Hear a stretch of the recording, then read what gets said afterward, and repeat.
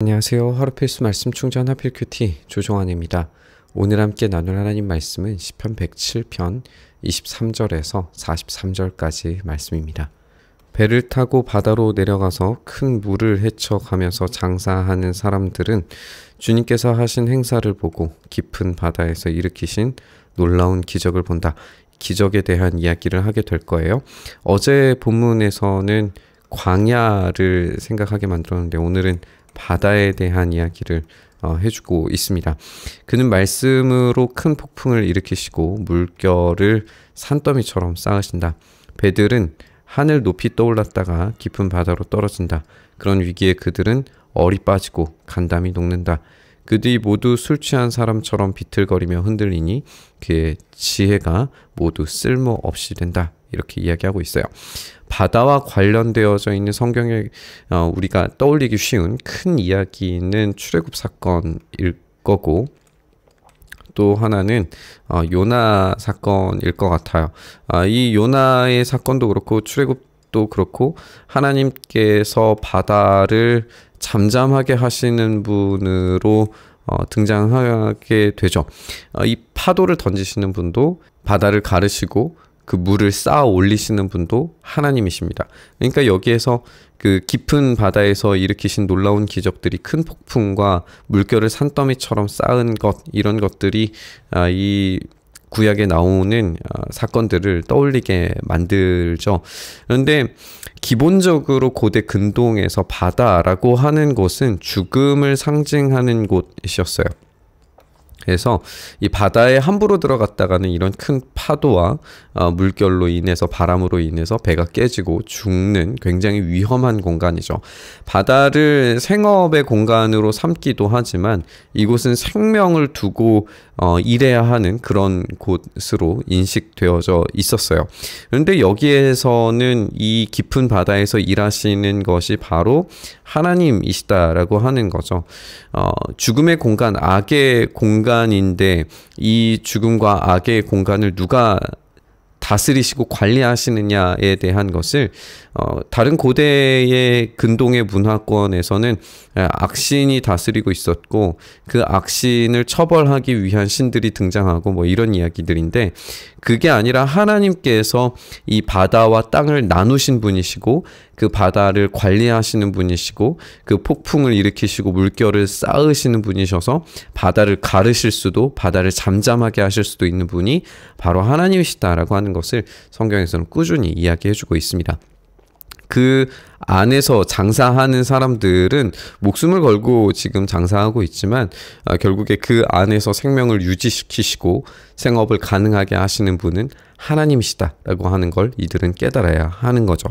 그러나 그들이 고난 가운데서 주님께 부르짖을 때에, 어제 본문에서는 광야에서 하나님께 부르짖을 때에 하나님께서 먹을 것과 쓸 것을, 마실 것을 주신다라고 하는 것이었는데, 오늘은 이 바다 가운데에서 하나님께 부르짖을 때에 그들의 곤경에서 벗어나게 해주신다. 그 곤경에서 벗어나는 장면이 폭풍이 잠잠해지고 물결이 잠잠해지는 것으로 하나님의 도움이 경험된다라고 이야기하고 있습니다. 그렇게 되면 사방이 모두 조용해지고 모두들 기뻐하고 주님이 그들이 바라는 항구로 그들을 인도하여 주신다, 이렇게 이야기하고 있어요. 그렇기 때문에 이렇게 바다에서 구원을, 그리고 목적지로 이동할 수 있도록 허락해 주시는 주님의 인자하심을 감사해야 하죠. 사람에게 베푸신 주님의 그 놀라운 구원을 감사하여라. 백성이 모인 가운데에서 그분을 기려라. 장로들이 모인 곳에서 그분을 찬양하여라. 그러니까 하나님께서는 그곳이 광야이든지 바다에서든지 도움을 주실 수 있고, 그들이 어떠한 죽음의 위기에서도 하나님께 부르짖을 때에 하나님은 생명으로, 그리고 그들이 원하는 목적지로 인도하신다는 걸 우리가 알 수가 있어요. 그러면 하나님의 이 도우심에 따라서 광야든지 바다든지 그곳이 어디든지 죽음의 공간을 생명으로 만드실 수 있다면, 이제 자연스럽게 논리는 이들이 포로된 곳에서 어떻게 약속의 땅으로 돌아올 수 있는가?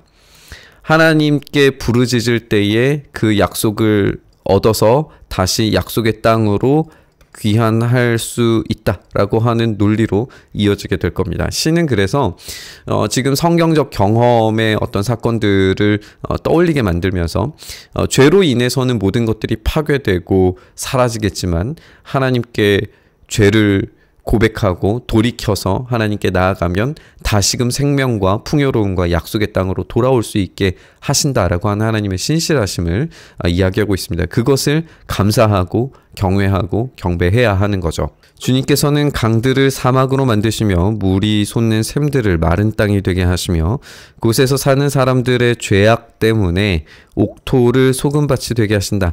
이제 여기에서는 기능이죠. 강들을 사막으로 부정적인 공간으로 만드시고 물이 솟는 샘들을 마른 땅으로 만드시는 이 부정적 경험을 하고 있어요. 가장 큰 부정적 경험은 옥토가 소금밭이 되는 거예요. 옥토가 소금밭이 되는 건 우리가 또 다른 구약의 이야기를 떠올릴 수 있죠. 소돔과 고모라입니다. 소돔과 고모라가 처음에 보기에는 에덴과 같은 땅이었다라고 그렇게 소개되는데 이들의 범죄로 말미암아서 하늘에서 불이 떨어지고 그곳이 이 소금으로 가득 찬 곳이 되었다라고 하는 것이 이제 성경의 이야기니까 지금 이 본문의 인용은 이런 소돔과 고모라와 같은 악한 땅이 어떻게 징벌을 받아서 옥토가 소금밭이 되는가, 절대 기경할 수 없는 땅이 되는가를 이야기하고 있어요. 그러니까 이런 부정적 변화는 이들의 죄악 때문입니다. 그런데 주님께서는 사막을 연못으로 만드실 수 있고 이것은 긍정적 변화죠. 마른 땅을 물이 솟는 샘으로 만드시고 이것도 긍정적 변화죠. 굶주린 사람들로 거기에서 살게 하셔서 거기에다가 사람 사는 성읍을 세우게 하시고 밭에 씨를 뿌리며 포도원을 일구어서 풍성한 소출을 거두게 하시며 이것은 이제 메마른 땅이 어떻게 옥토가 되는지에 대한 설명입니다. 그러니까 하나님께서는 이 부정적 변화도 가능하시고 긍정적 변화도 가능하신 분이에요.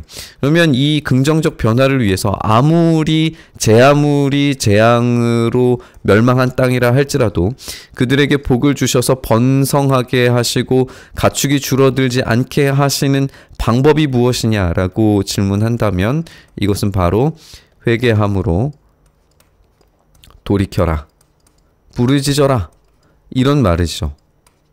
이 부르짖음을 통해서 긍정적 변화를 경험할 수 있고 하나님께서 옥토를 주심으로 이들에게 다시금 풍요로운 약속의 땅을 경험할 수 있게 만드신다라고 하는 거예요.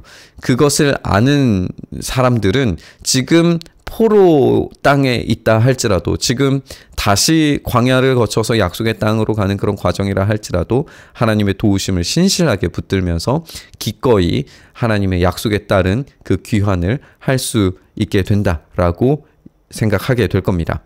그들이 억압과 고난과 걱정 근심 때문에 수가 줄어들고 비천해질 때에 주님께서는 높은 자들에게 능욕을 부으시고 그들을 길 없는 황무지에서 헤매게 하셨지만 가난한 사람은 그 고달픔에서 벗어나게 해주시고 그 가족을 양떼처럼 번성하게 하신다. 지금 높은 자들은 낮추시고 낮은 자들은 높여주시는 성경에 아주 기본적으로 나오는 이런 역전의 관계를 우리에게 보여주고 있습니다.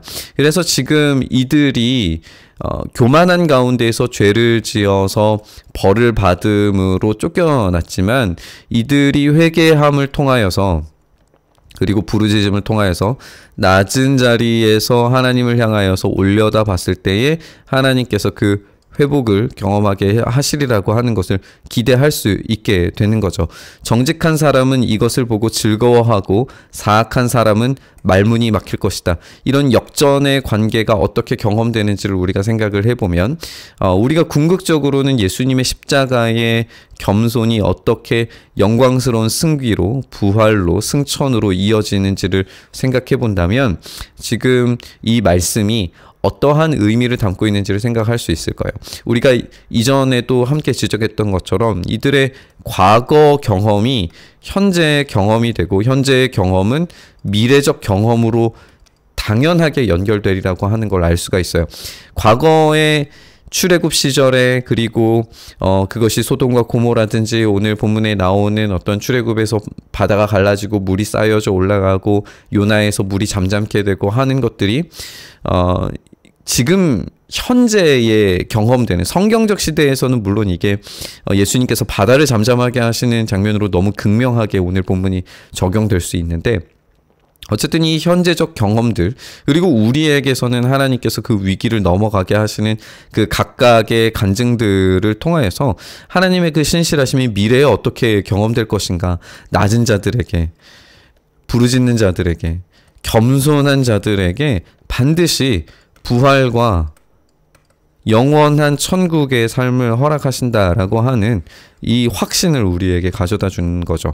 그래서 지혜 있는 사람이 누구냐? 바로 이 일들을 명심하고 주님의 인자하심을 깨닫는 자들에게 이것들은 더욱더 확신 있게 경험될 거다라고 하는 걸 우리에게 들려주고 있습니다. 우리는 높고 성난 파도를 순식간에 잠잠하게 하시는 하나님의 능력이 예수님과 제자들의 이야기에서 등장한다는 걸 알고 있습니다. 우리 주님은 말씀만으로 성난 파도와 물결을 잠잠하게 하셨고 목표한 지점으로 안전하게 이동할 수 있도록 만드셨습니다. 제자들은 예수님을 향해서 그분이 과연 누구시냐?